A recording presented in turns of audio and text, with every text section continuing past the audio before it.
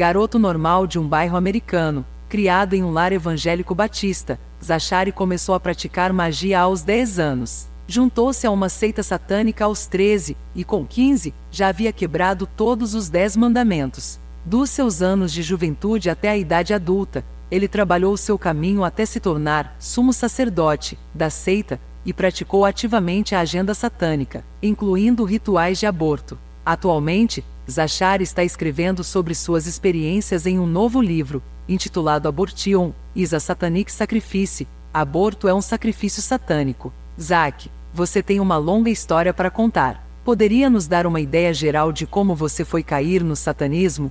Tudo começou com uma forte curiosidade, em que eu me perguntava se a magia era algo real. Isso veio depois que assisti a filmes sobre feiticeiros e bruxos, na década de 1970, quando eu cresci. Nós tínhamos um jogo na escola chamado Bloody Mary, ou I Hate You, Bloody Mary, no qual você ia ao banheiro e recitava essas frases um certo número de vezes com as luzes apagadas. Todas as vezes que o meu grupo fazia isso, sempre víamos um rosto demoníaco no espelho. Não fazíamos ideia do que era aquilo que estávamos encarando, apenas que, de repente, aparecia aquela coisa assustadora no espelho e todos corriam para fora do banheiro, morrendo de medo, exceto eu. Eu sempre achava aquilo bem legal. Então, na mesma época em que eu fazia isso, também jogava torneios de Dungeons and Dragons todo fim de semana, e eu sempre era o mago ou o feiticeiro do jogo. Eventualmente, eu me perguntava se podia fazer magia de verdade, e tentei um par de feitiços para ganhar dinheiro.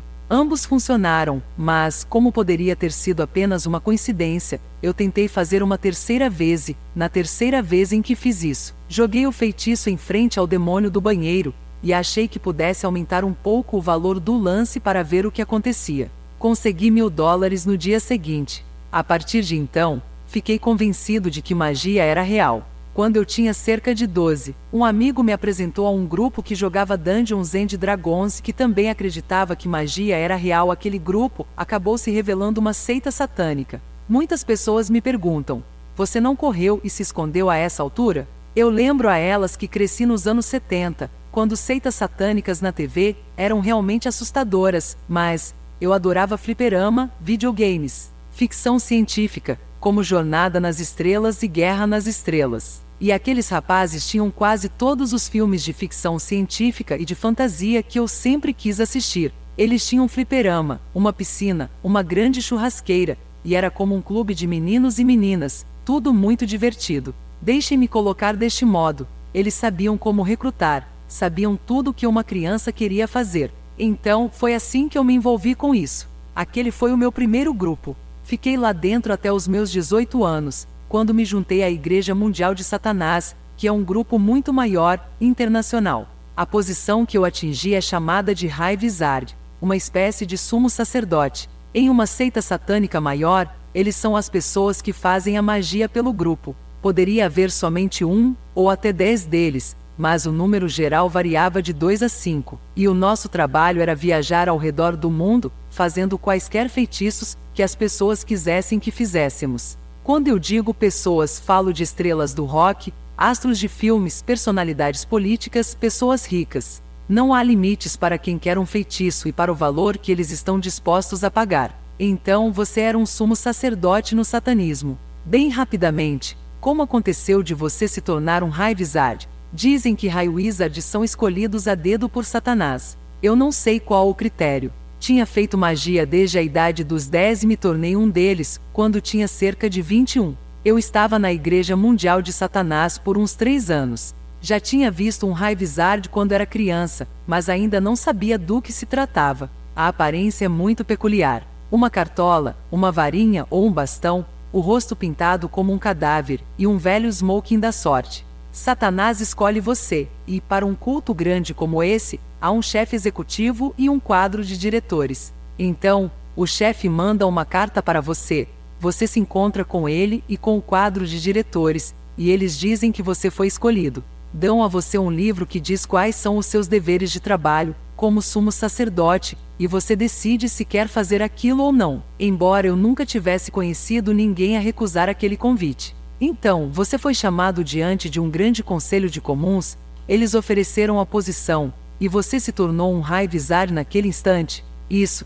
E eu trabalhei nisso por volta de 10 a 12 anos. Qual o papel que tem o aborto nos rituais satânicos? E quando foi a primeira vez que você se envolveu com aborto dentro do satanismo? Não importa o motivo pelo qual as mulheres procuraram o aborto, todos os bebês são oferecidos a Satanás no final do dia. Logo depois que completei 14 anos, os membros da seita vieram a mim e me disseram que eu me envolveria em um aborto em cerca de 9 meses. Houve uma orgia com todos os homens entre 12 e 15 anos de uma mulher com mais de 18, e o propósito dela era ficar grávida, para ter o aborto em 9 meses. Quando me contaram isso, eu disse bem alto: legal, mas não fazia ideia do que era um aborto. Em minha família, acho que ouvi meus pais sussurrarem uma vez a palavra aborto, enquanto falavam de outra pessoa. Então, eu pensava que aquela era uma palavra suja, porque eles cochicharam, e eu não tinha ouvido aquela palavra em nenhum outro lugar. Quando perguntei aos membros da seita o que era um aborto, eu disse que não sabia o que deveria fazer.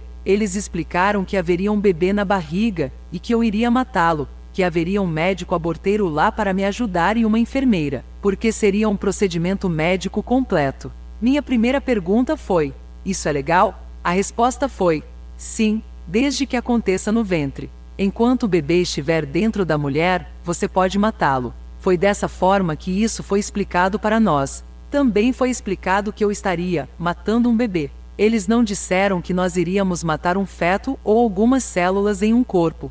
Nada disso. Era um bebê. Agora, eu não acho que eu teria concordado em matar uma criança fora do corpo da mulher, mas, sabendo que eu poderia matar o quanto quisesse se alguém estivesse dentro do corpo. No satanismo, matar alguém, ou a morte de algo, é a forma mais efetiva de ter o seu feitiço realizado. Quando se quer conseguir a aprovação de Satanás, para que ele lhe dê algo que você deseja, matar alguém é a melhor forma de conseguir. Matar algo é a oferta final para Satanás. Se você pode matar uma criança não nascida, essa é a sua meta final. Conte-me sobre o primeiro aborto que você fez dentro de um ritual satânico. O primeiro que fiz foi cerca de 3 meses antes de completar 15 anos. Aconteceu em uma casa de campo. Surpreendentemente, o lugar era mais higienizado que muitas das clínicas nas quais eu tinha feito abortos. Havia um médico e uma enfermeira, uma mulher nos estribos pronta para dar à luz, rodeada de 13 líderes da nossa seita, os quais eram todos sumos sacerdotes e sacerdotisas.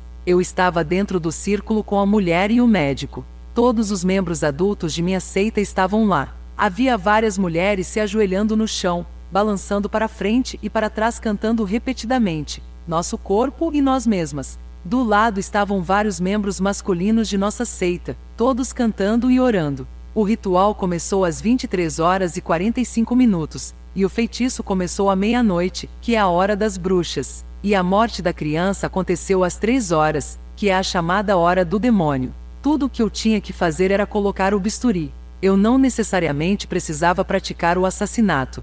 O importante era que eu sujasse minhas mãos de sangue. Então, eu tive que sujar minhas mãos com o sangue de alguém, ou da mulher ou do bebê, e depois, o médico terminou o procedimento. Naquele em particular, provavelmente um dos abortos mais hediondos que eu fiz, o médico pegou, arrancou e jogou a criança no chão, onde essas mulheres estavam se remexendo. Elas pareciam estar possuídas, e quando o médico jogou-lhes o bebê, elas canibalizaram a criança. Santo Deus! De quantos abortos rituais você participou? Antes de me tornar um Raivizar, eu fiz 5. Depois, fiz 141 ou mais. Você chegou a fazer algum ritual satânico nas instalações de clínicas de aborto? Cheguei sim. Eu estimo ter feito cerca de 20 abortos rituais dentro dessas instalações, embora nunca tenha chegado a contar. Mas eu estive em muitas delas. Cerca de 2 anos atrás, entrei em uma para fazer uma pesquisa para um novo CD em que estava trabalhando, e ela era bem limpa e as pessoas bem legais. Mas todas as que fui, fazendo aborto nelas, eram terrivelmente anti-higiênicas. Pareciam-se mais com uma casa de horrores com sangue em todo lugar, incluindo algumas salas com sangue no teto. Como você foi convidado para fazer abortos satânicos nesses lugares? Alguém o chamou? Como isso aconteceu? Como sumo sacerdote, você é o membro mais ativo da seita satânica, então a maioria das pessoas liga para alguém que elas conhecem na seita, e você é convidado a participar. A Igreja Mundial de Satanás não é a única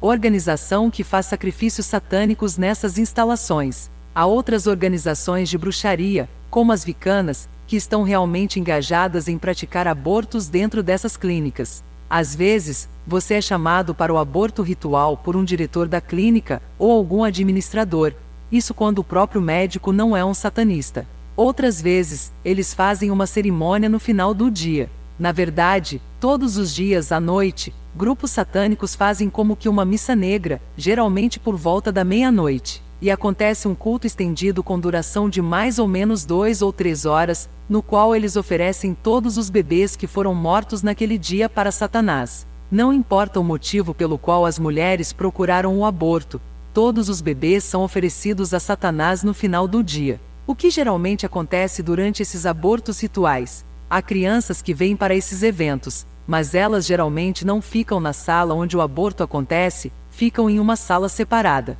Elas têm competições para ver qual delas fica acordada até as 3 horas da madrugada, e a criança que consegue ficar até tarde ganha um prêmio. Os homens que não fazem parte dos 13 cabeças do grupo ficam fazendo feitiços e cantando. Eles também jogam feitiços, seja para se protegerem de qualquer um que possa estar rezando contra eles, como um cristão, seja por quem quer que tenhamos no bolso para proteger. Assim, se nós pagamos um xerife, um policial ou algo do tipo, ninguém nos investigará naquela ocasião. Há mulheres cantando e dançando. Os 13 membros ficam em volta da mulher prestes a ter o aborto e conduzem a bruxaria. Uma vez, quem conduziu o feitiço foi o prefeito da cidade. Ele nos procurou porque queria passar uma lei para a sua cidade, e tinha tentado 2 ou 3 vezes, sem sucesso. Ele foi membro da seita por algum tempo. Havia tentado todos os caminhos legais para passar a lei, mas como não funcionou, ele conseguiu alguém para fazer um aborto com a nossa seita, durante a noite,